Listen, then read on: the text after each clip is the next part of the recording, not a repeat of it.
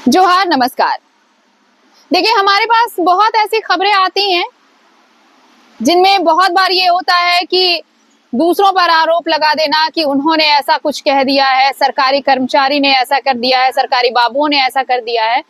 लेकिन हमारा मकसद सिर्फ ये होता है कि हम खबरों को दिखाएं, हम किसी का पक्ष न रखें, हम किसी के पक्ष में खड़े ना हो जाएं। और आज सुबह भी हमारे पास एक ऐसी खबर आई, पलामू से खबर है। ये पलामू के पांकी के रहने वाले हैं एक सुमित कुमार, और ये गांव भी हम उनका बताते हैं, सगालीम गांव है उनका, जहां के वो रहने वाले हैं। उन्होंने ये आरोप लगाया है कि बालू स्टॉक यार्ड का लाइसेंस देने के लिए उनको लाइसेंस लेना है बालू स्टॉक यार्ड का। उन्होंने इसके लिए आवेदन दिया डीएमओ को।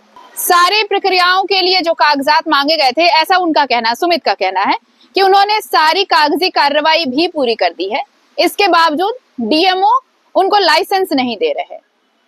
आरोप इससे भी बड़ा ये है कि डीएमओ साहब, यानी जो डीएमओ है वहां पर सुनील कुमार, उन पर सुमित ने ये आरोप लगाया है कि डीएमओ साहब ने ये कहा है कि जाओ माफिया से मिलो। माफिया क्या कहता है उसके बाद हम देखेंगे, मेरे साथ बैठने की तुम्हारी औकात नहीं है, तुम पहले वहां बैठो, उनसे मिलो, उसके बाद हम देखेंगे लाइसेंस देना है या नहीं देना है।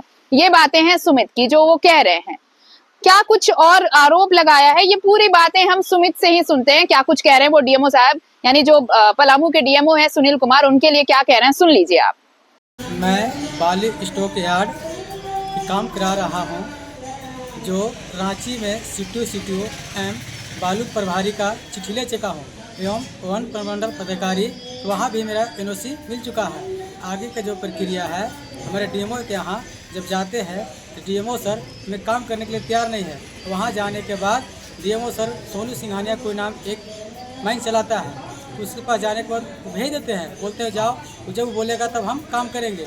इसी के बीच में हम आगे जब गए डीएमओ सर पास, अभी तक लगभग हमें 3 महीने के अंदर 4 बार जा चुका हूँ सर पास। उसमें अभी तक सर हमको 3 बार बोल चुके हैं कि अगर तुम ज़्यादा बोलोगे तो जेल भेज देंगे, और वहाँ जाने के बाद हमें गाड़ी गलौज बात किया जाता है। जैसे पूरे पलामू में खनन पदाधिकारी की मिली भगत से बालू का अवैध धंधा हो रहा है। बालू की अवैध धंधा से अफसर मालामाल हो रहे हैं। यही कारण है कि मुझे बालू स्टॉक यार्ड का लाइसेंस निर्गत नहीं किया जा रहा है।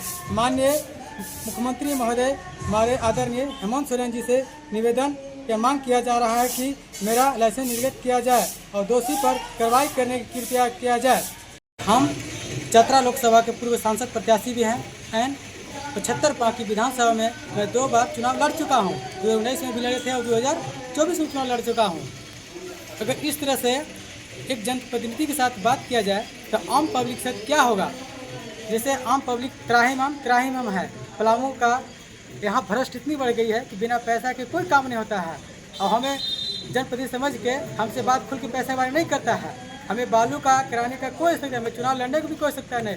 मैं चुनाव इसलिए लड़ना चाह रहा हूँ कि जो अफसर भ्रष्ट है, मैं इसलिए आ रहा हूँ, कम से कम अफसर से मिलकर देखूंगा कहाँ से क्या परेशानी है। आज बालू का इतनी बड़ी परेशानी हो गया है, आपको 4 बजे भोर में हमारे सगाली और पांकी में डीएमओ घुस जाता है छापा मारने के लिए। अब एक लाइसेंस लेने के लिए हमें वहाँ जाने के बाद बहुत तरह से अभद्र बात के साथ किया जाता है। ज़्यादा बोलने पर कहता है कि तुम्हें फ्रॉड केस करके अब जेल भेज देंगे। हमें 3-4 माह से मैं खनन पदाधिकारी के पास मेरा सारा पेपर पड़ा हुआ है। जब मैं खनन पदाधिकारी के पास जाता हूँ तो खनन पदाधिकारी बोलते हैं कि माफिया से मिलो। खनन पदाधिकारी एक माफिया का नाम भी लेते हैं। 4 माह से मुझे परेशान किया जा रहा है। जब मैं खनन पदाधिकारी से मिलते हैं तो खनन पदाधिकारी मुझे जेल भेजने की धमकी देते हैं, कहते हैं कि ज़्यादा बोलोगे तो फ्रॉड केस बनाकर जेल भेज देंगे। खनन पदाधिकारी मुझे गुंडा बदमाश कहकर डराते हैं। डीएमओ कार्यालय के बड़ा बाबू एवं कंप्यूटर ऑपरेटर शशि कुमार पैसा वसूल कर खनन पदाधिकारी को पहुंचाने का काम करते हैं। ये था सुमित का वर्जन, जो आरोप लगा रहे हैं डीएमओ पर। तो हमने कहा आपको शुरू में कि हम पक्ष नहीं रखना चाहते किसी का, किसी के पक्ष में खड़े नहीं होना चाहते, हम पार्टी नहीं बनना चाहते। हमारा काम है खबरें दिखाना। आरोप लगाने से कोई आरोपी हो गया और कोई दोषी हो गया, ऐसा होता नहीं। सुमित ने अपनी बात ही कही, उसके बाद हमने डीएमओ साहब को फोन लगाया, हमने उनसे बातचीत की। डीएमओ साहब ने क्या कहा है वो भी हम आपको सुनाना चाहते हैं, सुनिए। इस पूरे मामले पर जब हमने डीएमओ सुनील कुमार से उनका पक्ष जानना चाहा तो उन्होंने भी कई सवाल खड़े किए हैं सुमित को लेकर। क्या कुछ कह रहे हैं हम आपको सुनवाते हैं। इस वक्त हमारे साथ फोन लाइन पर जुड़े हुए हैं डीएमओ सुनील। सुनील जी, क्या आप कह रहे हैं कि आपने कहा है कि माफिया से मिलो, माफिया जो तय करेगा उसके बाद हम बात करेंगे, कितनी सच्चाई है इन आरोपों में? हमारे यहाँ जो है पूरे स्टेट में सारी चीजें ऑनलाइन है। अगर किसी भी व्यक्ति के द्वारा विधिवत फीस दाखिल कर करके सारे कागजात जिसमें सीओ का एनओसी, आरडीएफओ का एनओसी, सीटी, सीटीओ, ये सारा चीज इंपॉर्टेंट डॉक्यूमेंट होता है जिसके तहत हम लोग लाइसेंस देते हैं। अगर वो कोई व्यक्ति ये सारा चीज लेकर के आता है तो उसको लाइसेंस देने की जवाबदेही मेरी है। ये सारा डॉक्यूमेंट उसके पास नहीं है। अच्छा। दूसरी बात, अगर वो बोल रहा है कोई व्यक्ति कि हम किसी माफिया के पास जाने के लिए बोले तो उसको ये बताना चाहिए कि हमने किस माफिया के बारे में उसे बोला।